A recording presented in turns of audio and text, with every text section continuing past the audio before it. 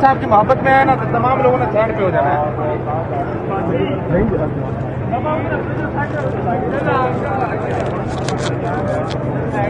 आने वाले दिनों में इनको भी गाइडलाइन कर दिया जाएगा और फिर पाकिस्तान किधर जाए खुदाना बादशाह स्थिति बहुत बुरी हो गई है, क्योंकि हम सबको मिल के वकीलों के राइट के लिए खड़ा होना पड़ेगा। चाहे बिना तकलीफ जिस पार्टी में चाहे वो अफवान है या कोई भी है।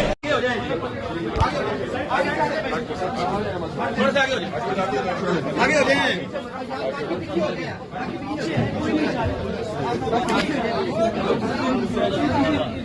दरवाजा खोल लो, बड़ा दरवाजा। तेरे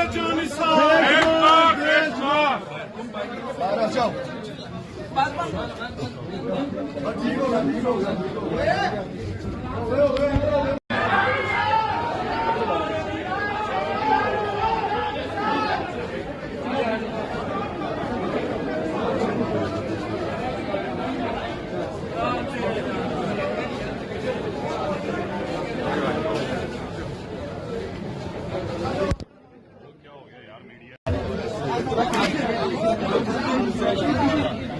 दरवाजा खोल लो, बड़ा दरवाजा।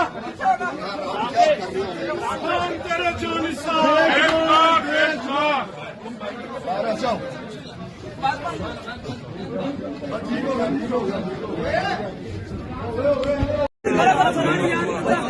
सारी से शराब 3 घंटे तक खड़ा है।